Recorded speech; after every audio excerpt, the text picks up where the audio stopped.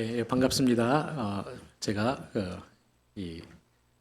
목사님 몸이 안 좋으셔서 대신 이렇게 하게 된 것에 대해서 또 제가 그럴 수 있도록 하나님께서 저를 쓰신 것에 대해서 감사합니다. 제가 아무쪼록 우리 교회의 성도님들이 드시던 좋은 영적인 꼴에 부족하지 않도록 하나님께서 붙들어 주시길 간구드립니다. 기도하겠습니다.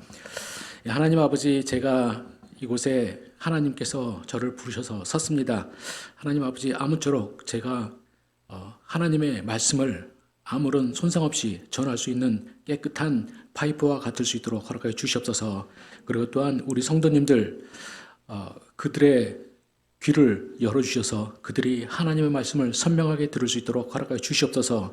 그리고 또한 할례 받은 마음을 주사 진정으로 그 들은 말씀을 제대로 실천할 수 있는 능력도 허락하여 주시옵소서. 아버지께서 이곳에 역사하시고 저희와 함께 하시길 간구드렸고 예수 그리스도의 이름으로 기도합나이다. 아멘. 네, 오늘 저희들이 볼 말씀은 심령의 가난함에 대한 것입니다. 성경의 가장 중요한 가르침이 무엇이냐 하면 저는 그 중에 하나가 바로 이 심령의 가난함이라고 생각을 합니다. 그래서 성경의 많은 본문들은 결국은 이 심령의 가난함에 대한 이야기를 하고 있습니다. 대표적으로 우리들이 볼 수 있는 말씀 중에 하나는 누가복음 18장 9절부터 14절에 나오는 바리새인과 세리의 기도입니다. 이 본문의 18장 9절에서 보시면은 또 예수님께서 비유를 이렇게 시작하십니다. 또 자기를 의롭다고 믿고 다른 사람을 멸시하는 자들에게 이 비유로 말씀하시되라고 말합니다. 여기 나중에 나오게 될 바리새인과 같은 사람들의 문제는 자기를 의롭다고 믿고 다른 사람들을 멸시한다고 하지요. 그래서 이 바리새인과 세리가 이 기도 중에 나오는데, 먼저 바리새인은 자신이 하나님 앞에서 굉장히 자신이 있습니다. 그래서 11절, 12절에서 보면 이렇게 기도합니다. 서서 따로 기도하여 이르되 하나님이여, 나는 다른 사람들 곧 토색 불의 간음을 하는 자들과 같지 아니하고 이 세례와도 같지 아니함을 감사하나이다. 이렇게 자신이 하는 것을 자랑만 하면 되는, 하나님에게 말만 해도 될 텐데 다른 사람들과 같지 않다. 그리고 이 세리와도 같지 않다라고 말합니다. 그리고 나는 일에 2번씩 금식하고 또 소득의 11조를 드리나이다. 이렇게 자신 있게 합니다. 반면에 13절에서 세리는 하나님 앞으로 감히 다가가지도 못하고 멀리 서서 이제 하나님의 하늘을 또 쳐다보지도 못합니다. 그리고 가슴을 치면서 이렇게 기도합니다. 하나님이여, 불쌍히 여기소서. 나는 죄인으로소이다 하였느니라. 내가 그렇게 이제 기도하고요. 거기에 대해서 예수님께서 말씀하시기에 이렇게 말씀하십니다. 내가 너희에게 이르노니 이에 저 바리새인이 아니고 이 사람이 의롭다 하심을 받고 그의 집으로 내려갔느니라. 무릇 자기를 높이는 자는 낮아지고 자기를 낮추는 자는 높아지리라 하시니라라고 말합니다. 여기에서 예수님께서는 바로 바리새인이 아니라 세리가 구원을 얻었다라고 말합니다. 그러면 두 사람의 차이는 무엇일까요? 이 바리새인은 그가 하나님 앞에서 자신은 의롭다고 확신을 했고 실제로 그는 그런 삶을 살기도 했습니다. 그렇지만 그가 다른 사람들을 자신의 의로 인해서 다른 사람을 멸시하는 것이 문제였습니다. 여러분들이 이제 성경을 읽으면서 가장 오해하는 사람들 중에 하나가 바리새인이라고 생각하는데요. 우리들은 예수님이 하도 바리새인들을 비판해야 되니까 우리도 덩달아서 바리새인들을 비판하고 우습게 여기는 경우가 많습니다. 그렇지만 사실은 우리 성경의 종교의 역사에 있어서 가장 하나님 앞에 헌신하고 하나님께 열심히 있었던 사람들을 꼽으라고 하면 분명히 바리새인들은 굉장히 상위의 자리를 차지할 것입니다. 그들은 하나님의 말씀을 제대로 지키는 것을 위해서 모든 것을 다 헌신했던 사람입니다. 그래서 예수님도 말씀하시기를 너희의 의가 바리새인보다 낫지 못하면 결단코 천국에 들어가지 못하니라라고 했습니다. 여러분들이 혹시 천국에 들어가고 싶으신 분이라면 바리새인보다 더 의로워야 된다고 말씀하셨습니다. 이렇게 훌륭한 사람들이 바리새인들인데 왜 이들이 예수님께 비판을 받습니까? 그들은 자신의 의로움을 그들은 추구했지만 자신들의 의로움 때문에 다른 사람들을 하나님 앞에서 멸시했기 때문입니다. 이것이 그들의 문제였습니다. 반면에 세리는 하나님 앞에서 자신이 죄인이라는 것을 깊이 인식하고 하나님 앞에서 통회하는 마음이 있었습니다. 바로 놀랍게도 예수님은 바로 그런 세리에게 바로 하나님의 구원이 있다라고 말씀을 하셨습니다. 오늘 우리들이 살펴볼 핵심 본문인 마태복음 5장 3절은 심령의 가난함에 대해서 이야기를 하고 있습니다. 여러분이 이 심령의 가난함 이미 익숙한 것은 이 심령의 가난함이 산상본이라는 본문에 속해 있는 걸 아시리라고 생각합니다. 마태복음 5장 7절부터 5장부터 7장에 나와 있는 이 본문은 구약 성경의 신약 성경의 예수님의 가르침 중에서 가장 중요한 부분이고요. 그래서 성경적 신앙의 핵심을 담고 있다고 할 수 있습니다.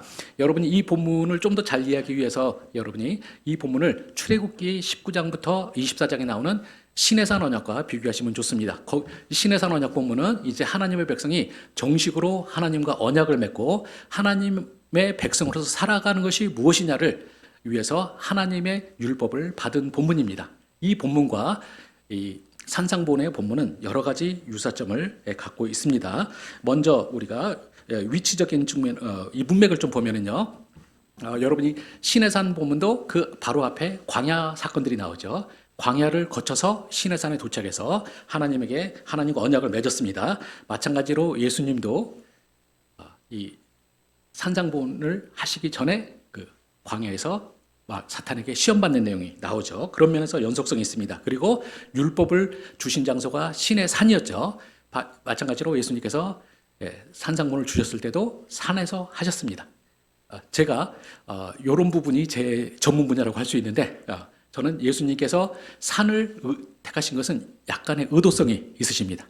바로 구약에서 하나님께서 모세를 통해서 이제 이스라엘 백성과 하나님이 언약을 맺고 또 율법을 주셨던 것처럼 이제 예수님은 새 시대의 모세, 그리고 모세보다 더 위대한 자로서 일부러 산을 택하셔서 거기서 주십니다. 그래서 유대인들은 예수님께서 산 위에서 말씀을 전하시는 걸 보면서 우리에게 새로운 위대한 선생이 오셨구나라는 걸 볼 수 있도록 만드신 것입니다. 그리고 세 번째로 산상수훈과 율법의 또 구조가 좀 비슷합니다. 우리가 출애굽기 율법 부분에 보면은 먼저 십계명이 주어지고 그 십계명을 더 자세하게 풀어서 주시는 또 율법의 말씀들이 이어집니다. 산상본도 시작이 팔복으로 시작하고 팔복에 이어서 더 세부적으로 더 자세한 말씀들이 주어집니다. 그렇게 이중구조를 띠고 있는데요. 이런 것을 볼 때 구약의 십계명이 차지하고 있는 위치를 신약에서는 팔복이 차지하고 있다고 할 수가 있습니다. 그 팔복의 바로 첫 번째 관문을 여는 것이 이제 심령이 가난한 자는 복이 있나니라는 말씀입니다. 그런 면에서 이 본문은 굉장히 이런 위치나 여러 가지 걸 고려할 때 심령의 가난함이라는 이 말씀이 굉장히 중요한 것을 우리는 볼 수가 있습니다. 그러면 먼저 우리가 이것에 대해 자세하게 들어가기 전에 우리가 팔복의 해석에 대해서 잠깐 생각해 볼 필요가 있습니다. 많은 사람들이 잘못 생각하는 것 중에 하나는 이 팔복이라는 게 이제 하나님의 백성이 가지게 되는 여러 가지 마음의 상태에 대한 것이다 라고 생각을 합니다. 그래서 어떤 사람들은 심령이 가난하기도 하고 어떤 사람은 애통하기도 하고 어떤 사람은 의에 줄이고 목마르기도 하고 한다, 이런 식으로 많이 생각을 합니다. 근데 이 팔복에 대한 연구를 하셨던 많은 분들이 하는 말은 이 팔복이 우리의 구원의 구원의 과정을 다룬다, 이렇게 많이 생각을 합니다. 그래서 물론 이제 이 구원의 과정이라고 해서 이것이 1단계인 심령의 나눔을 해야지 2단계로 가고 2단계를 반드시 거쳐야지 3단계를 가고 이런 식으로 하는 것은 아닙니다. 그렇지만 큰 틀에서는 느슨하게 이렇게 8개의 과정을 누구나 하나님의 구원의 길을 가는 사람은 겪게 돼 있다, 이렇게 이해하시는 것이 좀 더 낫다고 생각합니다. 그래서 설명을 하자면 대강 이런 식입니다.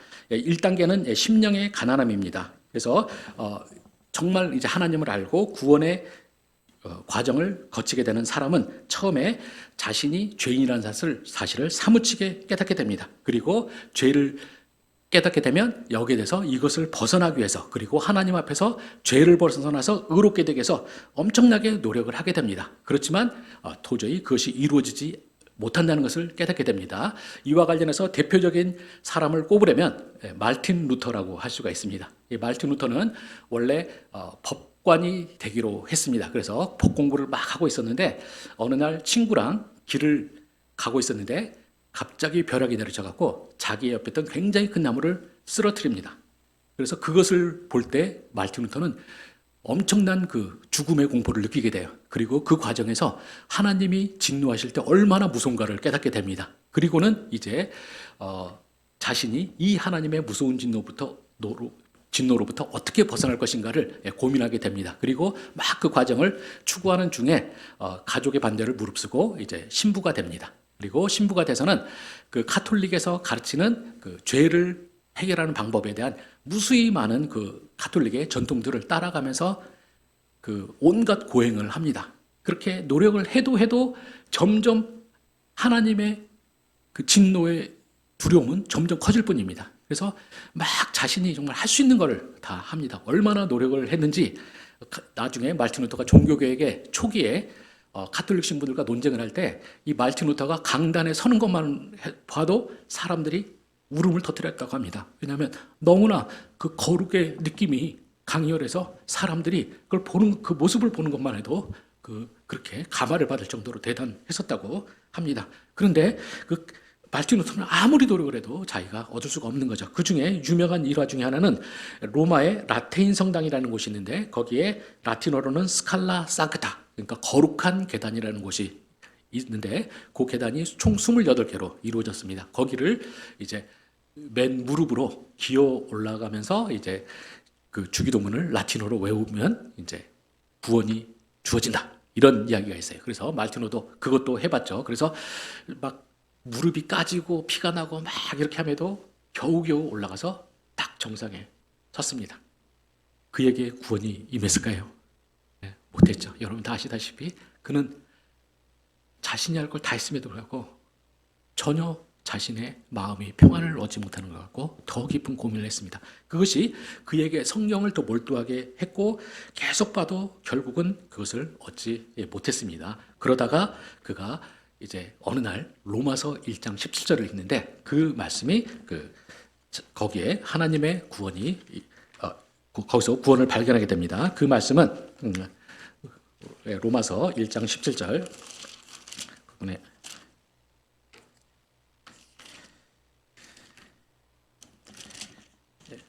본문에 보면 이렇게 돼 있죠. 복음에는 하나님의 의가 나타나서 믿음으로 믿음에 이르게 하나니 기록된 바 오직 의인은 믿음으로 말미암아 살리라 함과 같으니라라고 합니다. 그는 처음에 이 말씀을 깨닫기 전까지 그는 하나님의 의가 하나님 앞에서 바르게 사는 어떤 것이라고 생각했습니다. 그래서 자기가 자기의 힘으로 하나님의 의를 얻으려고 지금까지 계속 해왔던 것이죠. 그렇지만 그는 결코 자신의 힘으로 하나님의 의를 이룰 수 없다는 걸 알고 거기서 좌절하고 있었는데 이 부분을 딱 보니까 뭡니까? 하나님의 의는 내가 믿음으로 얻는 것이고 믿음으로 자신이 결국 구원 얻는다는 걸 깨닫습니다. 거기서 마음이 평안을 얻고 그가 이제 종교개혁의 길로 나가게 된 것입니다. 바로 이것처럼 우리가 이 구원의 도에 이르는 사람은 먼저 자신에 대한 깊은 고민을 해야 되는 것이죠. 그리고 자신이 이 자신의 죄의 문제를 결코 자신의 능력으로, 자신의 힘으로 해결할 수 없다는 걸 뼈저리게 깨달아야 되는 겁니다. 그렇게 깨닫게 될 때 그에게 오는 것은 마음의 심령의 심한 가난함이죠. 결코 내가 하나님 앞에서 아무것도 할 수가 없다는 걸 깨닫는 거죠.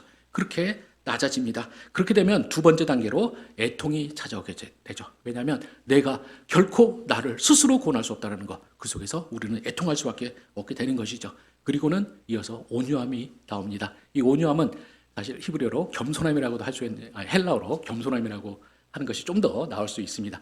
자신이 이제 마음이 낮아져야 되는 것이고요. 그렇게 될 때 이제 그에게는 그 자신은 이룰 수 없는 이 의에 대한 갈증이 생기게 되는 것이죠. 그래서 의에 줄이고 목마르게 되는 것입니다. 이것이 4단계고요. 그리고는 이제 5단계가 찾아옵니다. 긍휼히 여김이라는 것이 나오는데요. 이거는 이전까지 자신이 의로울 수 있다라고 생각했을 때는 자신이 노력을 하면서 이 바리새인처럼 남들 자기보다 의롭지 못하다고 생각하는 사람들한테 손가락질도 하고 했는데 이제는 자기가 결코 하나님 앞에서 의로울 수 없다는 걸 깨닫는 순간 다른 사람들에 대한 깊은 자비가 찾아오는 것이죠. 다른 사람을 긍휼히 여기게 됩니다. 그리고 이제 주기도문과 같은 기도를 하게 되는 것이죠. 우리가 우리에게 죄진 자를 사하여 준 것 같이 우리 죄를 사하여 주옵소서. 자기가 남을 비난할 수도 없고 그 상태에서 자신에게 죄진 사람들 다 용서합니다. 그리고 하나님께서 저도 이렇게 용서를 해주시옵소서라고 간구하게 되는 것입니다. 그렇게 사는 사람들이 어떻겠습니까? 마음이 청결하게 됩니다. 그리고 그런 식으로 자신이 낮아지고 겸손하고 온유하게 된 사람은 필연적으로 주변에 있는 모든 사람과 화평하게 되죠. 그래서 화평을 가져다 줍니다. 그런데 마지막에 반전이 있죠. 본인이 이렇게 하나님 앞에서 깊이 낮아진 것부터 시작해서 이제 세상의 화평까지 이루게 됐는데 아직 자신이 살아가는 세상은 하나님과 화평을 이루지 못한 상태예요. 그렇게 되면 이제 내가 세상과 하나님과 화평을 이룬 사람을 박해하게 되는 것이죠. 그래서 마지막은 이 의를 위하여 박해받음이 올 수가 있습니다.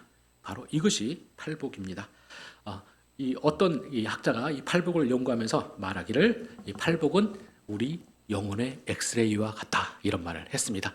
혹시 여러분이 자신이 하나님 앞에서 뭔가를 제대로 하고 있는지, 제대로 된 신앙생활을 하고 있는지가 궁금하시다면 여러분이 이 팔복을 여러분의 심령에 비춰보시기 바랍니다. 그리고 과연 내가 팔복의 상태를 내가 갖고 있는지를 살펴보시면은 여러분들이 자신의 영적 상태를 좀 더 정확하게 진단할 수 있다고 생각합니다. 네, 이렇게 중요한 것이 팔복인데 이 팔복의 첫 번째가 심령의 가난함이죠. 근데 심령의 가난함에 주어지는 하나님의 약속이 천국이 너희 것입니다라고 되어 있고요. 그 다음에 여덟 번째 의를 위하여 박해받는 것, 거기에도 또 천국이 너희 것임이라고 되어 있습니다. 그래서 팔복의 시작과 마지막의 약속이 천국이 너희 것이미로라고 되어 있습니다.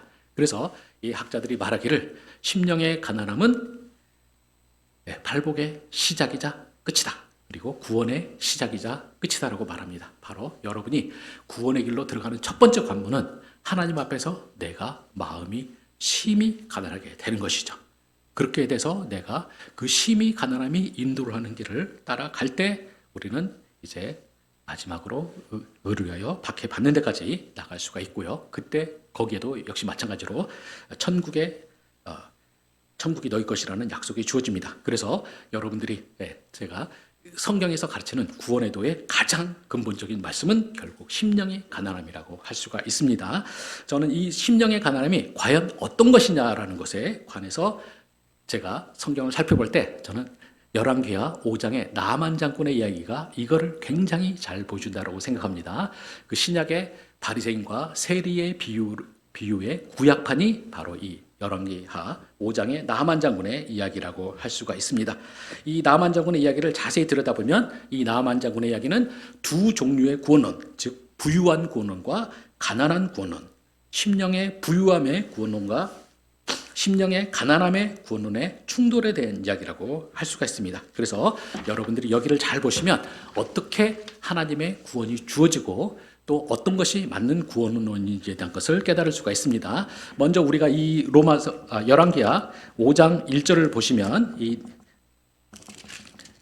나만 장군이 갖고 있는 위대함과 초라함에 대한 대비를 합니다. 이 본문을 읽어보면 이 나만 장군은 정말 극적인 위대함과 극적인 초라함의 극단적인 결합체라고 볼 수가 있습니다. 먼저 앞부분에 보면 이 나만 장군이 얼마나 위대한 사람이었는지를 잘 보여줍니다. 그 본문에서 그에 대한 묘사를 보면 이렇습니다. 아람 왕의 군대 장관, 그리고 그의 주인 앞에서 크고 존귀한 자라고 하고 또 여호와께서 전에 그에게 아람을 구원하게 한 자로서 큰 용사라 이렇게 말합니다. 그는 아람 쪽에서는 구국의 용사라고 할 수 있는 사람입니다. 그래서 그 아람에서는 최고로 잘 나가는 사람이었고 아마 2인자 정도 권력 서열 2인자 정도 자리를 차지하지 않았을까 생각합니다. 그리고 스스로도 자기에 대해서 말하기를 열왕기하 5장 18절에 보시면 그가 자기에 대해서 이렇게 말합니다. 왕이 자기 손에 의지하는 자다 이렇게 말합니다. 왕마저도 자기에게 의지하고 있는 자라고 합니다. 이런 면에서 그는 아람에서 아마 최고로 존경받는 사람이고 최고의 스타였을 것입니다. 그는 모든 것을 아람에서 다 누리고 있는 사람이었을 것입니다. 그는 그런 면에서 누구나 다 인정하는 아람에서 가장 위대한 사람이었을 것입니다. 그런데 그의 이 모든 위대함을 말아먹는 한 가지가 1절 제일 마지막에 간단하게 나옵니다. 그것은 그가 문둥병자였다는 것입니다. 그가 가진 모든 위대함이 이 문둥병자는 하나에 모든 것이 다 상세버릴 정도로 그에게 고통을 주었을 것입니다. 그래서 우리가 그를 생각해 볼 때 그는 아마 심령의 파산 상태에 있지 않았을까 생각합니다. 그리고 또 그는 아마 매일 그리고 매 순간 감정의 롤러코스터를 겪지 않았을까 생각합니다. 한편으로는 자기의 잘난 모습을 보면 자기는 너무나 위대한 거죠. 그리고 모든 사람이 다 자기를 환호합니다. 그리고 자기는 너무나 그 모든 걸 잘하고 있어요. 그래서 그 부분에 너무 좋다가 어느 순간 사람들이 자기 앞에 사라지고 자기 자신을 거울을 쳐다볼 때 자기는 문둥병자로 있는 것이죠. 그때 그는 자기가 했던 모든 그 환대나 이런 것이 모든 게 사라지고 자기는 극히 초라하면서 이것을 내가 도대체 어찌할 거라고 생각하지 않았을까 생각을 합니다. 제가 생각해 보건데 이 나만 장군이 과연 어떤 느낌이었을까를 생각해 비유적으로 하면 이렇지 않나 생각합니다. 우리가 학교에서 보면 전교 1등 이런 애들이 제일 재수 없는 애들이잖아요. 왜냐하면 이제 딱 시험 보고 나면 막 전교 1등이 막 머리 싸면서 미치겠네 막 시험 망쳐서 막 그러면 옆에 있는 애들이 왜 몇 개 틀렸는데 한 개 뭐 이런 전 과목에서 한 개 막 이런 거죠. 그럼 그런데 이제 반면에 옆에 그 전교 꼴찌 이런 애들은 오늘 맨날 빵점 맞다가 드디어 5점 맞았다. 그럼 이제 아빠한테 치킨 사달래야지 막 이러면서 막 이러고 있을 때 그 전교 1등은 자신의 모든 그 완벽한 100점으로 쫙 뽑아야 되는데 하나 딱 틀릴 때 그것이 주는 그 고통이 남들은 모르는 고통이 있는 거죠. 아마 나만 장군도 자신이 가진 것이 워낙 컸기 때문에 그는 이 자신이 가진 자신의 모든 이것을 상쇄시키는 요 하나가 너무나 그를 고통스럽게 했을 것입니다. 그렇게 해서 그 고통을 당하고 있는데 이제 어느 날 갑자기 그의 이 유일한 약점을 해결할 구원의 문이 살짝 그에게 열립니다. 그것은 자기 집에 있는 전쟁포로 이스라엘 여자아이예요. 그 여자아이가 이렇게 말을 합니다. 3절에서 그의 여주인에게 이르되 우리 주인이 사마리아에 계신 선지자 앞에 계셨다면 좋겠나이다. 그가 그 나병을 고치리다 하는지라 이렇게 말을 합니다. 근데 이 여자아이를 통해서 온 구원은 극히 낮은 방식의 구원, 좁은 문과 같은 것이라고 할 수가 있습니다. 왜냐하면 우리가 고대 시대에서 가장 비참한 사람들이 어떤 사람들이냐? 전쟁포로예요. 그리고 여기는 작은 아이라고 돼 있어요. 작고 그 다음에 여자입니다.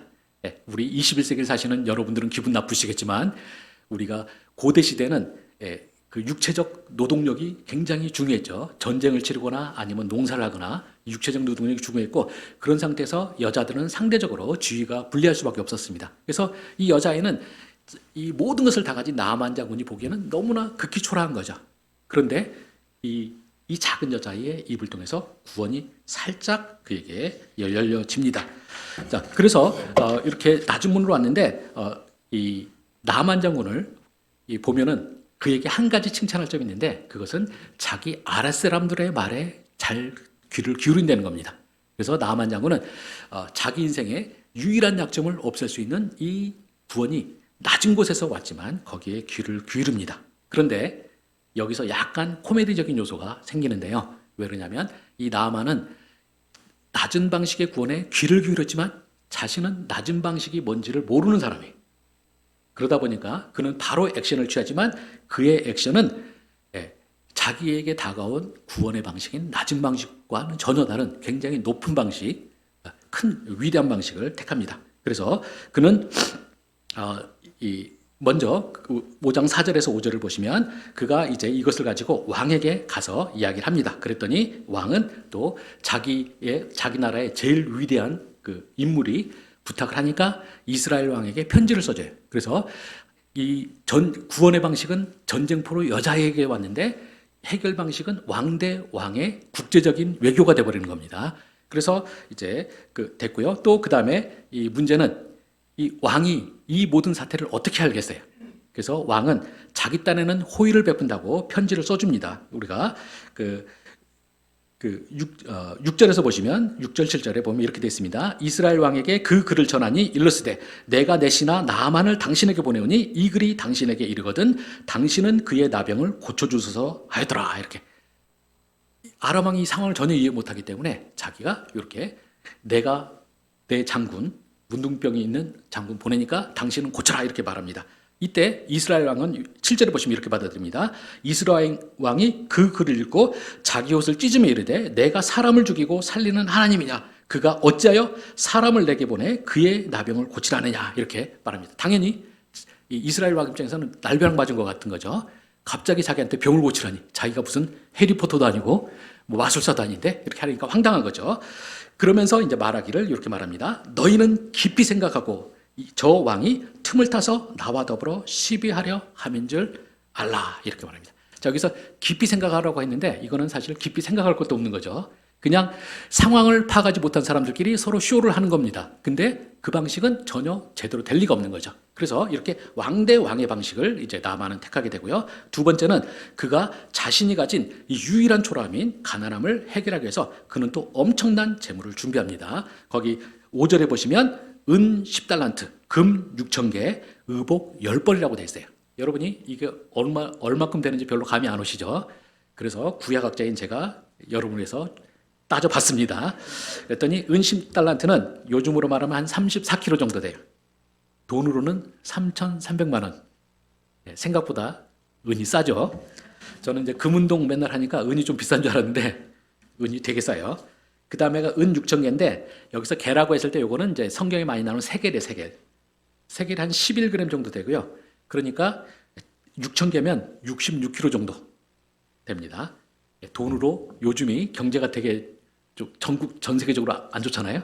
그래서 그러다 보니까 금값이 왕창 뛰었는데 그래서 56억 정도 됩니다. 그래서 굉장히 많은 돈이에요. 그리고 이 56억은 우리가 현대인들이 워낙 지금이 역사상 가장 경제적으로 부흥한 시기를 살다 보니까 여러분이 56억이 작게 느껴질 수 있지만 고대 시대는 훨씬 더 많았을 거고요. 아마 현대로 환산하면 제가 볼 때 수백억, 수천억이 될 수도 있는 어마어마한 돈이 왔습니다. 그리고 또 옷 10벌이라고 되는데 옷도 여러분들이 10벌 하면 뭐 별로 느낌이 없으시겠죠. 왜냐하면 여러분은 요즘에 뭐 패스트 패션 같으면 한 번 입고 뭐 버리고 이런 거 막 하시니까. 그런데 지금 아프리카만 가도 옷 한 벌 갖고 평생 사는 사람들도 많아요. 그 고대 시대에는 정말로 옷만 있어도 다행인 사람들이 많았죠. 그런 상태에서 옷 10벌은 굉장히 귀한 거죠. 그래서 이 나만은 자신이 정말 이 자신의 유일한 약점인 이것만 해결하게 해주면 내가 내 가진 건 다 털어주리라 라는 이런 심정으로 어마어마한 재물을 갖고 갑니다.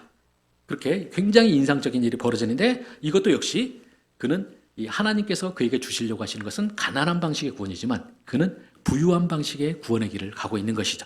자신이 생각할 수 있는 건 이거밖에 없는 거예요. 높고 부유한 거.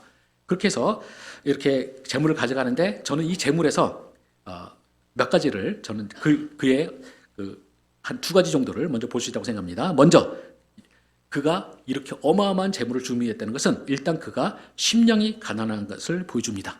왜냐하면 그는 자신이 너무나 위대한 속에서 자신을 괴롭히는 유일한 이 한 가지만 해결하면 내 인생이 달라질 텐데 이런 생각을 갖는 거죠. 그래서 이거 하나만 해결하기 위해서 내가 모든 걸 하겠다라는 이런 굉장히 긴급하고 급박하고 아주 처절한 마음을 갖고 있는 것이죠. 이런 면에서는 그가 분명히 심령의 가난함을 갖고 있음을 보여줍니다. 그는 이거 하나만 해결되면 나의 모든 것이 되리라 이런 마음을 가지고 모든 것을 걸고 갑니다. 근데 또 그의 재물은 그에게 구원에 대해서 두 번째 것을 보여준다고 생각합니다.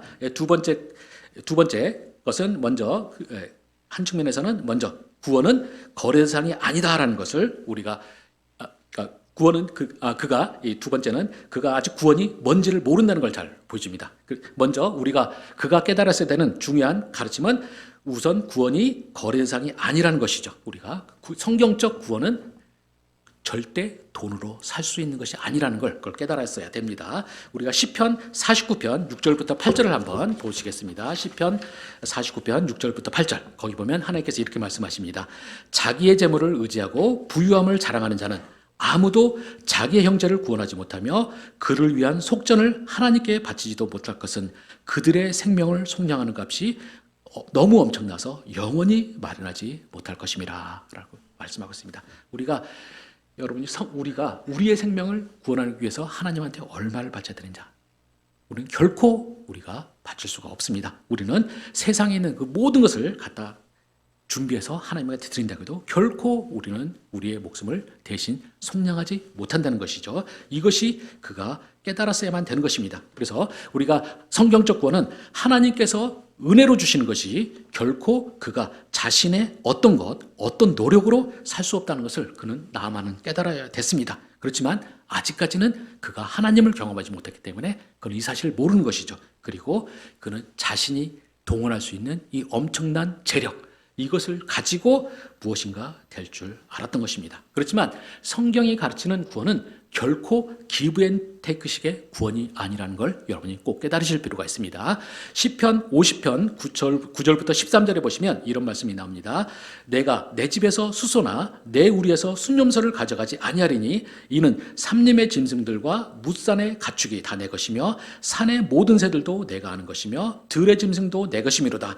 내가 가령 줄여도 내게 이르지 아니할 것은 세계와 거기에 충만한 것이 내 것이미로다. 내가 숫소의 고기를 먹으며 염소의 피를 마시겠느냐, 이렇게 되는데요. 이 말씀을 여러분이 좀 이해하시려면 그 이스라엘이 속해 있었던 고대 근동 지방의 사람들의 사상을 좀 아실 필요가 있습니다. 이 그 고대 근동에서는 제사라는 것은 하나님한테 자기 신에게 바치는 식사 같은 것이었습니다. 그래서 신들은 자신을 섬기는 자들이 가져오는 음식을 먹고 그것으로 배를 불렸던 것이죠. 이와 관련해서 굉장히 재미있는 게 이 노아 홍수 이야기와 비슷한, 여러분이 길가메시 서사시라는 걸 좀 들어보셨을 겁니다. 혹시 들어보셨나요? 앞 시간에는 좀 더 들어보셨다고 하시는 분들이 많으신 것 같은데, 그 길가메시 서사시가 보면 노아 홍수랑 거의 비슷한 이야기가 나와요. 근데 우리가 이 내용을 자세히 들여다보시면 의외로 차이점이 좀 많습니다.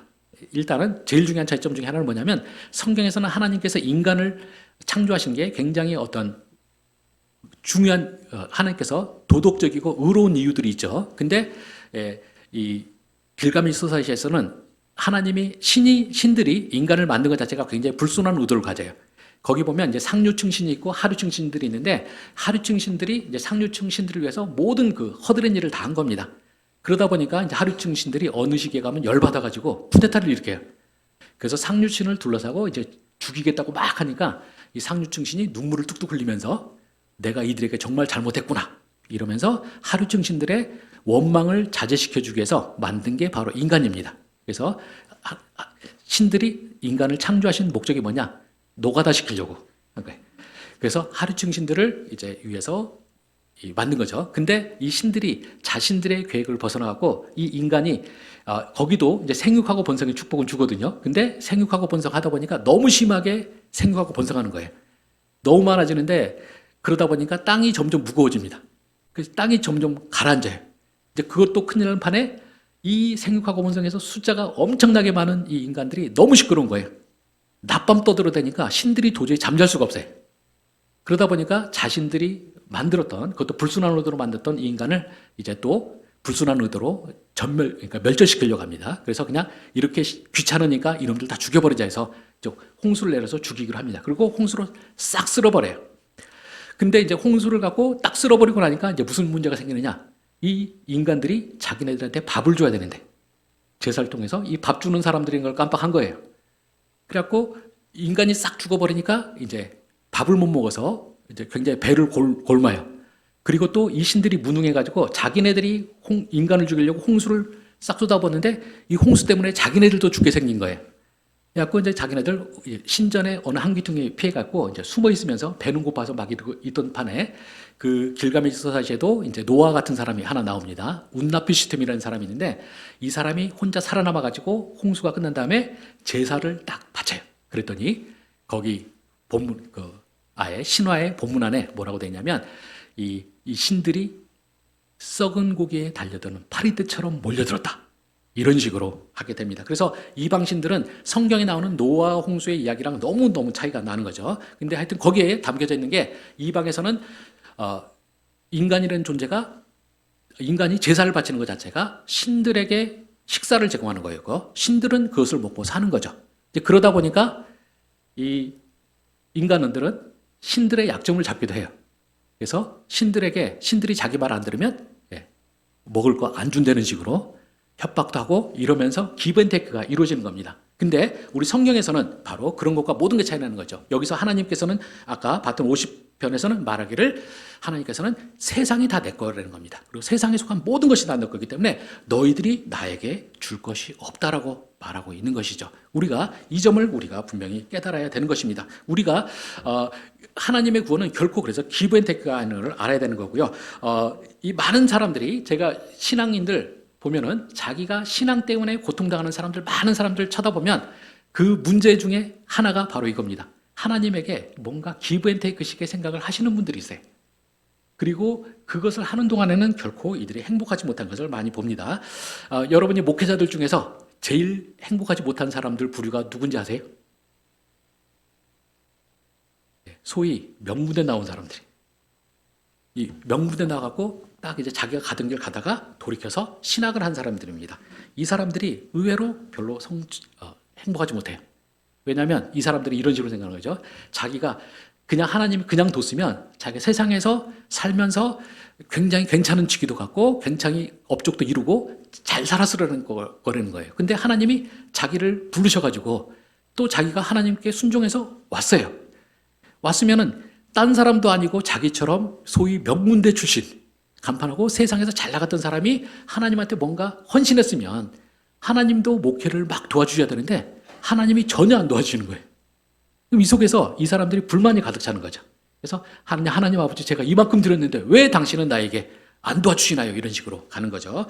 제가 예전에 이제 제가 먼저 전 원래 제가 학위 마치고 갔던 학교가 있고 거기서 이제 지금 현재 있는 총신으로 옮기게 되는데 그 옮기는 과정에 저는 거기서 정말 잘 있었는데 하나님이 저를 이제 이곳으로 너의 제가 신학대학원을 총신 나왔으니까 이제 너의 모교로 가라. 이제 이런 식으로 하시더라고요. 그래서 저는 그 당시에 하나님이 제가 은혜를 되게 많이 받고 있어가지고 제가 하나님한테 약속한 게 시키시면 뭐든지 하겠습니다라는 이제 말을 했었고요. 그래서 제가 이제 가기로 마음을 먹었어요. 그렇지만 총신이라는 곳이 들어가는 과정에 굉장히 커다란 고통이 있을 거 이런 건 제가 다 알았어요.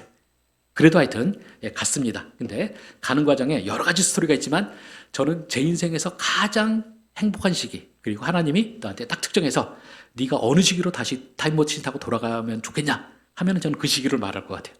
전 너무 그 시기에 보람차고 행복하게 잘 지냈었는데요. 정말 세상적으로는 아무것도 가진 것이 없지만 저는 정말 잘 지냈어요. 근데 그 당시에 제가 출애굽기 산책이라는 책을 썼는데 한 번은 제가 총신에서 그 당시는 제대로 임용이 못 되고 시간 강사로 하던 시절이었는데 어떤 학생이 저랑 좀 상담 좀 하자고 하더라고요. 그래서 뭔가 하고 이제 갔더니 그 학생이 제 출애굽 산책에 서론에 보면 제 신앙의 여정에 대한 이야기 다 나오거든요. 그리고 제가 어떤 순간에 어떻게 생각하고 살고 이런 걸 딱 했더니 그 학생이 자기가 볼 때는 교수님이 지금 자기가 묻고 싶은 문제에 대해서 답을 갖고 계신 것 같은데 좀 들어보고 싶다는 거예요. 그래서 무슨 문제냐 했더니 이 학생이 자기 아버지도 서울대 나오시고 자기 삼촌도 서울대 나왔는데 두 분 다 하나님께서 부르셔서 둘 다 목회를 하고 계신대요. 근데 자기가 봐도 하나님이 너무너무 안 도와주신다는 거예요. 그래갖고 안 도와주시니까 이 두 분이 이제 행복하지가 않다는 거예요. 그래서 자기도 보면서 하나님도 자기가 볼 때 좀 하나님도 좀 섭섭하게 하시는 것 같고 이분들도 안 행복하고 이 속에서 자기도 이제 하여튼 신학을 하겠다고 시작을 했는데 이 두 분이 안 행복하니까 자기도 어떻게 될지 이제 모르겠다고 하더라고요. 그래서 제가 그때 말씀드린 그 학생에게 말했던 게 지금 두 분이 행복하지 못한 이유는 딱 하나라는 거죠. 바로 하나님과 자신의 관계에 대해서 기브 앤 테이크식으로 생각한다는 거죠. 그래서 자신들이 가졌던 학적인 경력, 사회적 경력 이런 것을 해서 내가 하나님한테 뭔가 큰 걸 드렸다고 생각을 하고 그렇게 드렸으면 하나님도 나에게 요 정도는 돌려주셔야 된다는 걸 한다는 거죠. 그리고 그것 때문에 고통을 당하시는 거다. 그래서 내가 생각할 때는 두 분이 바로 하나님에게 내가 뭔가를 드렸다는 사실을 잊기 전에 그리고 하나님 앞에 내가 아무것도 드릴 것이 없다는 거. 그래서 하나님과 우리의 관계는 기브 앤 테이크가 아니라는 사실을 깨닫기 전까지는 결코 행복하지 못할 것이라고 이야기를 했어요. 그리고 나서 그 학생을 제가 더 만나지는 못했습니다. 그래서 그 학생들이 행복해졌는지는 모르겠어요. 근데 저는 우리가 여러분들이 성경에서 가르치는 거는 바로 이겁니다. 그래서 여러분들이 혹시라도 지금 신앙생활 하시는데 뭔가 여러분을 행복하지 못하는 게 있다. 그러시면 한번 여러분이 자기를 잘 돌아보시길 바라요. 하나님께 내가 뭔가를 드렸다고 생각하고 그렇게 드렸으면 하나님도 나에게 이만큼은 주셔야 된다는 생각이 혹시 있으시면 여러분은 그 마음이 사라지기까지는 결코 여러분이 하나님 앞에서 행복할 수 없다는 걸 저는 분명히 말씀드릴 수 있을 것 같습니다. 자, 두 번째로 우리가 나만이 깨닫지 못하고 있는 것은 바로 구원이 하나님께서 정해진 방식을 통해서만 얻어진다는 사실을 깨닫지 못하는 것입니다. 그래서 우리가 아까 봤던 것처럼 이 분명히 그 여자 아이는 이 구원이 사마리아에 있는 선지자에게 가면 그가 병을 낫게 하리라고 했는데, 이 나만이 택한 길은 뭡니까? 왕대 왕식을 방을 통했죠. 그래서 그것 때문에 엉뚱하게도 국가 전쟁이 날 뻔했던 게 있고요. 또 그 다음에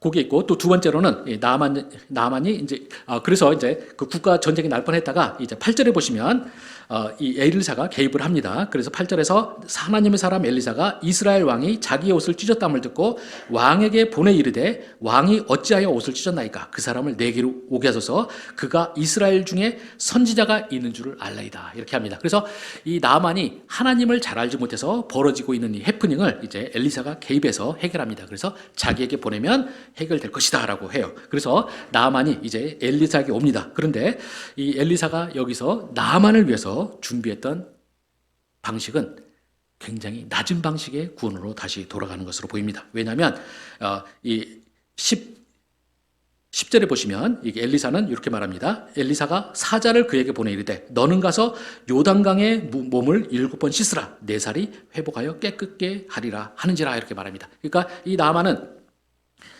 엘리사는 이 나만을 환영하기 위해서 나아보지도 않고요. 그냥 사환을 보내서 이제 구원을 이렇게 그냥 요단강에 몸을 7번 담으라. 이렇게만 말합니다. 여기에서 이제 나만이 보여주는 방식이 5장 11절, 12절에 보면 이렇게 말합니다. 나만이 노하여 물러가며 이르되 내 생각에는 그가 내게로 나와 서서 그의 하나님 여호와의 이름을 부르고 그의 손을 그 부위에 흔들어 나병을 고칠까 하였도다. 다메섹강 아바나와 바르바른 이스라엘 모든 강물보다 낫지 아니하냐. 내가 거기서 몸을 씻으며 깨끗하게 되지 아니하랴 하고 몸을 돌려 분노하여 떠나니. 이렇게 말합니다. 여기서 보시면은 이 엘리사가 준비했던 방식은 낮은 방식의 구원이에요. 그래서 자기가 나와보지도 않는 거죠. 보통 우리가 의전이라는 게 있지 않습니까? 국가 수상이 오면 어떻게 하고, 그 다음에 국무총리가 오면 어떻게 하고 하는 방식들이 있는데, 이 엘리사는 이거를 싹 무시하고 자기가 직접 나와보지도 않고 심부름꾼 시켜서 말을 전하는 식으로 하게 되는 것이죠. 근데 우리가 여기에 대해서 이제 나만이 반응하는 걸 보면 이 나만은 자기의 방식의 구원이 있었습니다. 먼저 11절에 말한 것처럼 내가 생각하기에는 이렇게 말하는 거죠. 그래서 자기 정도 되는 사람이 왔으면 그가 와가지고 여호와의 이름을 부르고 그의 손을 그 부위에 흔들어. 이렇게 말하는 거죠. 그러니까 나만이 생각하는 방식은 뭐냐면 자기 정도 되는 사람이 왔으면 뭔가 맞는 의전을 치러달라는 거죠. 뭔가 퍼포먼스도 해주는 거죠. 쓸데없더라도 쇼 좀 하고 막 레드카펫도 깔아주고 막 이러면서 자기 뭔가 소중한 사람이 왔으니까 우리가 좀 뭐 크게 대접합니다. 이런 식으로 해줘야 되는데 전혀 그렇지 않은 거죠. 건방지게 나와보지도 않고 심부름꾼 시키는 거고요. 그 다음에 또 또 두 번째로 나만이 생각할 때는, 자기가 생각할 때는 요단강보다는 자기 고향에 있는 다메섹에 있는 큰 강들이 훨씬 나은 거예요. 그래서 자기는 이런 식으로 하면 될 거를 이게 뭐 하는 것이냐 이렇게 화를 냅니다. 그런데 나아만이 그렇게 함으로써 이제 나아만에게 살짝 열렸던 구원이 다시 닫힐 위험에 빠져요. 그런데 이 나아만에게 칭찬할 점 한 가지는 뭐냐면 아랫사람들이 말하면 참 잘 듣습니다. 제가 열왕기서를 공부하면서 느꼈던 것 중에 하나가요. 열왕기서에서는 왕들은 멍청하고 아랫사람들은 똑똑해요. 그래서 왕들이 헛짓거리 할 때마다 아랫사람들이 뭐라고 말을 합니다. 그때 아랫사람 말 들으면 일 잘 풀리고 안 들으면 망하는 거예요. 근데 13절에서 이렇게 종들이 말합니다. 그의 종들이 나와서 말하여 이르되 내 아버지여 선지자가 당신에게 큰 일을 행하라 말하였다면 행하지 아니었으리까. 하물며 당신에게 이르기를 씻어 깨끗게 하라 함이리까. 이렇게 말합니다. 그러니까 그 종들은 그것이죠. 당신이 원하는 그 큰 방식 그런 거 말고 하찮은 걸 시켜서 이거 안 합니까? 그럼 차라리 일단 간단한 거 시켰으니까 해보십시오라고 하죠. 그랬더니 14절에서 이제 나만이 이에 내려가서 하나님의 사람의 말대로 요단강에서 7번 물을 담그니 그의 살이 어린아이의 살같이 회복되어 깨끗하게 되더라라고 되어 있습니다. 그래서 이 나만 장군이 꿈꿨던 부유한 방식으로는 하나도 작동하는 것이었고 전혀 구원이 주어질 것 같지 않은 낮은 방식, 하나님의 방식으로 구원이 주어졌습니다. 자, 이렇게 됐더니 이제 15절에서 나만 장군이 이제 하나님 앞에 신앙 고백을 합니다. 그리고는 이제 아까 이제 재물을 자신이 준비했던 한 60억쯤 되는 이 재물을 이제 엘리야에게 주려고 합니다. 그랬더니 16절에 보시면 이렇게 됩니다. 이르되 내가 섬기는 여호와께서 살아계심을 두고 맹세하노니 내가 그 앞에서 받지 아니하리라 하였더니. 해서 엘리야는 자신이 이제 구원의 통로가 되어줬고 그래서 나왔던 사람이 주는 이 60억을 단번에 거절을 합니다. 그랬더니 이것을 통해서 이 나아만은 자신이 하나님 앞에 아무것도 주지 못하고 자신은 받기만 한 상태가 되는 거죠. 그래서 이 나아만이 이제 17절에서 보시면 이렇게 17절, 18절에 보면 이렇게 말합니다. 나아만이 이르되 그러면 청하건대 노새 2마리의 흙을 당신의 종에게 주소서. 이제부터는 종이 번제물과 다른 희생제사를 여호와 외 다른 신에게는 드리지 아니하고 다만 여호와께 드리겠나이다. 오직 한 가지 일이 있사오니 여호와께서 당신의 종을 용서하시길 원하나이다. 곧 내 주인께서 림몬의 신당에 들어가 거기 경배하며 그가 내 손을 의지하심에 내가 림몬의 신당에서 몸을 굽히오니 내가 림몬의 신당에서 몸을 굽힐 때에 여호와께서 이 일에 대하여 당신의 종을 용서하시기를 원하나이다 라고 합니다. 이 엘리사가 그가 나만이 가져왔던 60억을 보상으로 받는 것을 거부하니까 여기서 나만은 선택이 없는 거죠. 그래서 이제 이스라엘의 흙을 퍼가겠다고 합니다. 바로 이스라엘의 흙은 이 나아만이 자신의 바뀐 정체성을 보여주는 거죠. 이전까지는 그는 아람 사람이었지만 이제는 최소한 자기는 영적으로는 이스라엘 사람이 된 거예요. 그래서 자기가 그 땅에 가져가서 이제 여호와에게만 자기가 제사를 드리겠다고 합니다. 그런데 이제 그러면서 한 가지 용서를 빌죠. 그거는 자기가 이 아람의 군대 장관으로 계속 있다 보니까 이제 아람 왕이 그쪽 신들에게 절할 때 자기가 거기 참석할 수밖에 없다고 하는 것이죠. 그렇지만 그럼에도 불구하고 자신은 이제는 영적으로는 완전히 하나님의 그 사람이다 이렇게 고백을 하는 것이죠. 자, 이렇게 해서 하고 이제 엘리사는 떠나가게 되는데 여기 보시면 이제 마지막으로 재밌는 이야기가 하나 더 나오는데요. 20절 이하에 보시면 그래서 이 모든 사람이 우리가 볼 때는 여러분이 기독교인으로서 볼 때 굉장히 해피한 결말을 이루었는데 여기서 유일하게 행복하지 않은 사람이 하나 있습니다. 바로 이 엘리사의 종이었던 게하시예요. 이 게하시가 20절에서 이렇게 말합니다. 하나님의 사람 엘리사의 사환 게하시가 스스로 이르되 내 주인이 이 아람 사람 나만에게 말하여 주고 그가 가지고 온 것을 그의 손에서 받지 아니하였도다. 내가 하나님의 살아계심을 두고 맹세하노니 내가 그를 쫓아가서 무엇이든지 그에게로 받으리라 이렇게 합니다. 여러분이 여기 잘 보시면은요, 아까 16절에 엘리사가 했던 말과 똑같은 말이에요. 16절에서 엘리사도 여호와의 살아계심을 두고 맹세하노니 내가 그 앞에서 받지 아니하리라 이렇게 말했어요. 근데 게하시도 똑같이 말합니다. 여호와의 살아계심을 두고 맹세하노니 내가 받으리라 이렇게 말해요. 그리고는 쪼르르 쫓아가가지고 이제 거짓말을 해서 우리 주인이 당신에게 받아오라고 했다고 하면서 은 1달란트와 의복 1벌을 달라고 합니다. 근데 여기서 여러분 보시면은요, 원래 나아만이 준비해왔던 것은 60억 정도 되는 어마어마한 거예요. 근데 여기서 게하시가 달라고 한 거는 은 1달란트, 그러니까 돈으로 한 330만 원 정도 된 것과 의복 1벌이에요. 그랬더니 하도 불쌍했는지 그 나아만이 2배를 얹어서 줍니다. 그걸 이제 게하시가 숨기고 이제 엘리사에게는 아무것도 자기가 이제 이런 일 없었다 하는 거죠. 근데 엘리사가 어떤 사람입니까? 이 엘리사는 자신의 동네에 있으면서도 아람 왕의 침대에서도 일어난 일까지 다 아는 사람이에요. 그래서 엘리사가 말하죠. 네가 거기 가서 그걸 받을 때 내가 거기 있었다. 그러면서 네가 이것을 받았으니 이제 그 나아만의 문둥병이 너에게 임하리라 해가지고 나아만이 게하시가 죽을 때까지 이 문둥병을 달고 살았다고 합니다. 여러분이 여기에서 혹시 이걸 보시면서 어떤 생각이 드시나요? 저는 제가 신학을 하기 전에는 하나님이 좀 심하다고 생각을 했어요. 이 정도 나아만처럼 위대한 사람이 60억이나 돈 주려고 왔는데 그거 다 그리고 나서 병을 고쳤잖아요. 그렇게 되면 60억이나 주려고 한 사람한테서 한 300만 원 정도 받아내는 것 정도 문제가 될까요? 저는 그리고 혹시 잘못 쓴다 할지라도 이것 때문에 평생 동안 문둥병이 걸려서 살게 만드는 거, 이거 너무 하나님이 잔인하지 않나 생각을 했어요.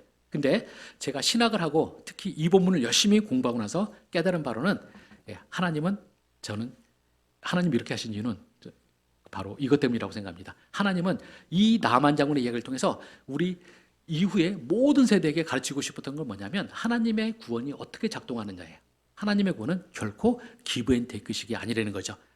우리는 하나님 앞에서 우리가 구원 얻기 위해서 아무것도 하나님께 드릴 거 없고 오로지 우리는 받기만 할 뿐이에요. 그래서 엘리사는 이거를 보여주고 싶었는데 게하시가 이 모든 것을 망쳐버렸던 겁니다. 그러면 여러분이 혹시 그 생각은 어떨까요? 이 두 사람의 차이가 왜 이런 차이가 날까요? 왜 한 사람은 이렇게 당당하게 60억이나 눈에 보고도 이걸 당당히 거부하고 게하시는 이 정말 제가 보니까 1000분의 2 정도 돼요. 비율이 1000분의 2의 이 코딱지 맛도 못한 걸 받아냈을까요? 그 차이는 우리가 아까 봤던 16절하고 20절 보시면요 다 똑같은데 두 사람의 말에 한 가지 차이가 납니다. 16절 서두에 보시면 내가 섬기는 여호와께서 살아계심을 두고라고 합니다. 그래서 이 엘리사는 바로 여기 섬기는이라는 말을 했는데요. 이 섬기는이라는 말은 히브리어를 직역하면 내가 그 앞에 서 있는이라는 의미예요. 여러분이 우리 종교개혁자 칼빈의 말에 호람데오라는 말 많이 들어보셨죠? 신전 의식이라고 해서 하나님 앞에 사는 의식이라고 하는데요. 바로 이제 그 표현과 연결되는 거고, 바로 우리가 하나님 앞에 서 있다는 건 내가 그분을 섬긴다, 그분에게 봉사한다 이런 의미를 갖는 건데, 엘리사는 자신이 하나님 앞에 서 있는 자처럼, 하나님을 섬기는 자처럼 여겼기 때문에 그는 자신 앞에 온 이런 어마어마한 60억이나 되는 걸 보면서도 자기는 당당할 수가 있었던 것이죠. 바로 내가 하나님의 뜻을 제대로 전달하고 그것이 시행되는 것까지 자기는 것가지고 절대 그것을 통해서 내가 뭔가를 얻어서는 안 된다라고 생각했던 거고요. 게하시는 바로 그게 없습니다. 게하시는 그냥 여호와라는 말이 그에게는 그냥 종교적인 그냥 하나의 어휘일 뿐이에요. 바로 이 차이가 나서 두 사람을 갈랐고요. 그래서 저는 우리 본문을 보면서 저는 우리가 가져야 될 것은 바로 이 심령의 가난함입니다. 저는 좀 이따 여러분이 복음성가를 좀 부르실 텐데요. 거룩하신 하나님이란 가스펠송에 보시면 가사의 끝부분에 이런 내용이 나옵니다. 거룩하신 하나님 주께 감사드리세 날 위해 이 땅에 오신 독생자 예수 나의 마음과 뜻 다해 주를 사랑합니다. 해서 우리가 하나님한테 할 것은 내가 하나님께 감사하고 내가 하나님을 사랑하는 것까지라는 겁니다. 그렇게 하는 거고요. 그리고 나서 이어지는 가사가 내가 약할 때 강함 주고 가난할 때 우리를 부욕케 하신 나의 주 감사. 내가 약할 때 강함 주고 가난할 때 우리를 부욕케 하신 나의 주 감사. 이렇게 돼 있는데 우리는 철저하게 내가 하나님 앞에서 낮은 마음을 가지고 살아야 됩니다. 제가 이 이야기를 하면서 저는 제 인생의 경험이 좀 있는데 제가 아까 말했던 것처럼 먼저 있던 학교에서 굉장히 잘 있고요. 거기서 제가 떠날 때도 학교 떠나지만 말라고 저한테 굉장히 많은 특혜를 했어요. 근데 저는 하나님의 부르심이 이쪽에 있다고 생각하고 다 버리고 왔어요. 뭐 거기서 가면 저한테 교수 승진도 해주고 제가 안 돌아올 것 같으니까 저한테 안식년 가기만 하면 공짜로 다 월급 다 주면 사고 만약 그 안식년 후에도 돌아올 생각이 없으면 안 와도 된다. 이사장님 직접 전화해서 이런 것까지 다 했어요. 근데 제가 그때는 하나님 앞에 정말 미쳤었나 봐요. 제가 광야길이 열렸는데 그때 뭐라고 했냐면 저는 어차피 저한테 주는 그 돈도 이 학생들 장학금으로 등록금으로 한 건데 저는 제가 볼 때는 현재로서는 돌아올 것 같지 않습니다. 근데 그 상태에서 내가 그걸 받으면 제가 옳은 것이 아니라고 생각합니다. 그래서 제가 그냥 있겠고 혹시라도 나중에 제가 돌아오게 되면 그때는 제가 아무런 조건 없이 돌아오겠습니다. 이러고 딱 걷어찼어요. 그리고는 5년 동안 제가 고생을 직살하겠어요. 그리고 그 고생하는 동안에 하나님이 제가 하나님한테 시키신 일 뭐든지 하겠다고 했더니 정말 별거 다 시키시더라고요. 그 중간에는 저도 자리 못 잡고 있는데 어떤 개척교회에 목사 할 사람 없다고 도와달라고 해서 제가 1년 동안 목회를 했는데 그 교회가 청년들만 있는 거예요. 요새 어떡하겠어요? 나이 제일 많은 제가 밥 사줘야죠. 그래서 저희 가족이 4명이나 있고 제 자식이 4명인데 밖에서 들어오는 수입은 없어요. 제가 먼저 학교 떠나면서 하나님한테 그랬거든요. 제가 하나님이 시키신 일이니까 제가 갑니다. 근데 제가 절대 사람한테는 구걸하지 않겠습니다. 하나님께서 저를 먹이시고 입히시길 바랍니다라고 했고 갔어요. 근데 저 혼자 살기도 쉽지 않은데 교회까지 맡기셨는데 돈 없는 교회. 청년들이니까 제가 다 밥 사주고 하잖아요. 저는 진짜 마이너스 통장 다 쓰고 그다음에 카드도 가진 거 전부 영혼까지 달려. 여러분 마이너스 통장과 카드가 전부 영혼 찍혀보신 적 있으세요? 그때까지 갔는데 그때는 제가 뭔 정신이 나갔는지 내가 하나님이 시키신 일 뭐든지 다 하겠다고 약속했고 제가 하나님 일을 하는 것이 나의 존재니까 하겠습니다라고 다 했어요. 그렇게 하고 쭉 지내고 그러다가 5년 만에 딱 학교를 들어갔는데 우리 학교가 지금 학년사태로 저희가 해서 쫓아낸 그분이 잡고 계시더라고요. 제가 사실 그분이 처음에 저를 잘 봤던 것 같아요. 그래서 제가 맘만 먹으면 좀 더 잘 나갈 수도 있었는데 그분과 딱 접해보니까 저는 도저히 기독교 리더십으로 인정을 제가 할 수가 없더라고요. 그래서 제가 하나님 앞에 겨우 광야 지나서 가나안 땅 들어왔는데 가나안 땅이 왜 이 모양입니까? 그러고 제가 저의 신앙 양심이 자꾸 건드리니까 못 참겠어서 제가 이제 여차하면 나가려고. 근데 아무도 안 싸우고 있더라고요. 그래서 제가 나 혼자라도 한번 맨 땅에 헤딩하기 식으로 하고라도 떠나자. 이제 그러면서 준비하고 있었는데 다행히 저 혼자 안 싸우게 하나님께서 역사하셨어요. 그래서 제가 거기 또 싸울 때 그때 저희가 고생했던 걸 아는 사람들은 이제 제가 거기서 위에 잘 보여야 되는데 싸움에 나가니까 다들 박철웅 교수가 왜 저러지 이제 이런 식으로 했었어요. 근데 제가 거기서 몇 년 동안 치열하게 싸우고 도저히 이길 수 없을 것 같은데도 저는 제가 야성이 그때는 살아있어가지고 미친 듯이 싸워가지고 해서 결국 이겼어요. 이긴 다음에 또 이 학내 사태 하고 나면 학생들이 다치잖아요.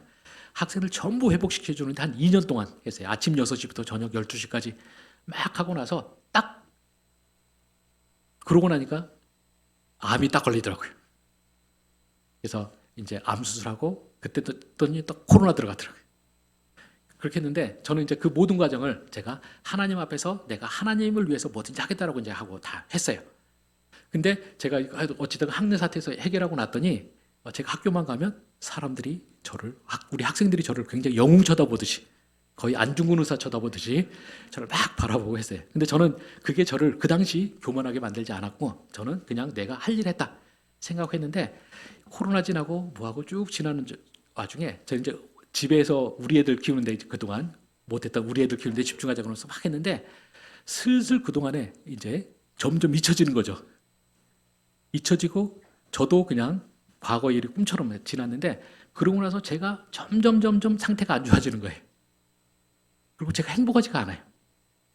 그래서 뭐가 문제인가 했더니 결국은 저에게 그러더라고요. 제가 약할 때 모든 일을 죽자사자하고 정말 세상 사람들이 볼 때 계산이 안 나오는데 그렇게 막 열심히 하면서도 제가 행복할 수 있었던 이유는 제가 하나님한테 뭔가를 드린다는 생각을 안 했어요. 그리고 제가 광야에 있으면서도 그냥 내가 하나님이 날 써주시는 것만으로도 너무 감사다. 그리고 그 당시는 제가 그 정말 위대한 신앙이 했던 그게 이해가 가는데요. 그 역사상 최고의 설교자로 꼽히는 찰스 스펄전에게 어떤 사람이 물었다고 그러죠. 당신이 내일 만약 예수님이 임재하시면 당신은 오늘 어떻게 하시겠습니까? 그랬더니 어제 살던 것처럼 오늘도 살 겁니다. 그랬다고 그래요. 왜냐하면 자신은 하나님의 성도로서 자신이 항상 해야 될 것을 하고 있었기 때문에 더 이상 달라질 게 없다는 거죠. 그런데 저는 그 당시 제가 하나님한테 그렇게 말할 수 있었던 것 같아요. 근데 그러면서도 이게 저를 교만하게 하는 것이 아니라 나를 존재하게 하시고 나를 의미 있게 하시고 내가 사는 것 자체를 그렇게 그냥 존재가치 있게 하신 그 하나님 거기에만 감사했고 저는 이제 그것만으로도 모든 걸 다 바쳤어요. 근데 제가 이 모든 일을 다 겪고 나서 딱 했더니 막 사람들이 이제 저도 뭔가 큰 일을 하나님을 위해서 했다는 생각을 했고 그 다음에 사람들도 저를 그렇게 높게 봐주고 이제 이 속에서 제가 그 코로나랑 저의 암 수술과 과정 이런 거치면서 저도 이제 자꾸 슬슬 뭔가 하나님 앞에 마음의 겸손이 사라지기 시작했던 것 같아요. 그러고 나니까 이제 저도 내가 이런 큰 일을 뚫고 왔으면 하나님께서 우리 가족을 좀 더 책임져 주셔야 되고 등등 하는 거죠. 근데 지금은 제가 훨씬 더 많이 갖고 있는데 저는 하나님 앞에서는 훨씬 더 제 마음이 행복하지 않고 비참해진 상태로 있더라고요. 그래서 제가 무엇인가 진단해보고 제가 예전을 비교해보고 지금 볼 때 유일한 차이는 그거구나.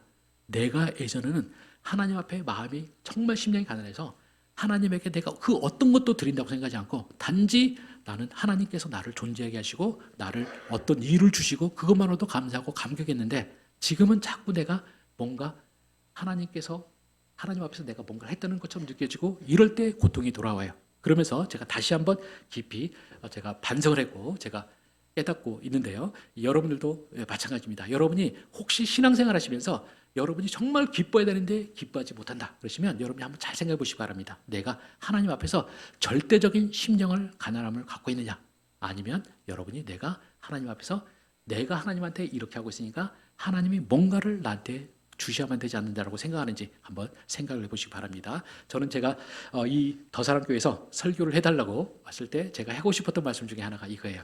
저는 우리 분당 우리 교회, 그리고 이찬수 목사님, 그리고 29교회 참여했던 분들, 모든 목회자들, 그리고 저는 사실 옆에서 보면서 과연 이 일이 이루어질까 할 때 저는 약간은 회의적이었어요. 이게 아무리 뜻이 옳더라도 물리적으로 가능할 것 같지 않다고 했는데 이 일이 벌어지더라고요. 저는 요거 자체가 기적이었다고 생각합니다. 그리고 저는 여기 계신 여러분들 정말 여러분 얼굴은 제가 처음 보지만 존경해요.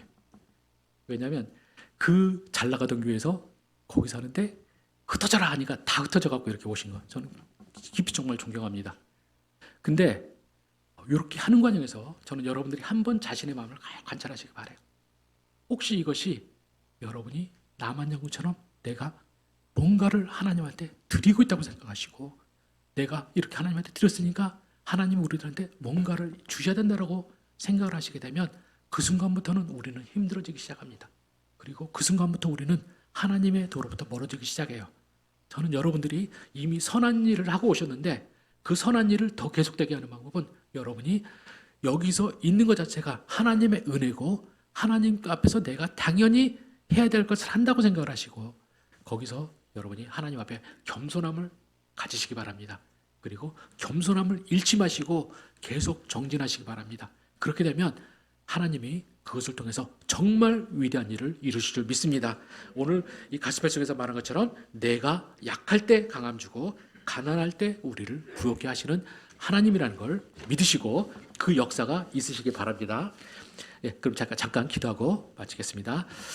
하나님 아버지, 제가 제 인생에서 가장 중요한 것, 그리고 성경 말씀에서 가장 중요하다고 생각하는 심령의 가난함을 가지고 나눴습니다. 우리 이 더사랑교회 모든 성도님들 정말 하나님을 위해서 옳은 선택을 하셨고 또 참으로 의로운 선택을 하셨고 또 참으로 용기 있는 선택을 했습니다. 하나님 아버지께서 이들의 마음 지켜주시옵시고, 또 그러나 하나님 아버지께 이들이 또 하나님 앞에서 진정으로 우리는 아무것도 드릴 것이 없고 하나님이 모든 것을 가지신 것을 우리에게 주신다는 걸 생각하게 해주시옵시고, 다시 한번 심령의 가난함을 향해서 나아갈 수 있도록 하여 주시옵시고, 자신의 마음을 점검할 수 있도록 허락하여 주시옵소서. 우리가 하나님 앞에서 유일하게 하나님 앞에 서고 하나님 앞에서 행복한 길은 진정한 절대적인 심령의 가난함을 갖는 것임을 믿습니다. 하나님 아버지께서 그렇게 결심하는 모든 우리 더사랑교회 성도님들, 그리고 이 일에 또 헌신하신 우리 담임 목사님, 그리고 여기 같이 사역하는 모든 교육자들 모두가 하나님 아버지께서 지켜주시옵시고, 하나님 앞에서 진정한 심령의 가난함 속에서 하나님이 주시는 진정한 기쁨, 하나님께서 주시는 진정한 위로를 받을 수 있도록 허락해 주시옵소서. 아버지께서 모든 것 지켜주시길 간구드렸고 예수 그리스도의 이름으로 기도드립니다. 아멘.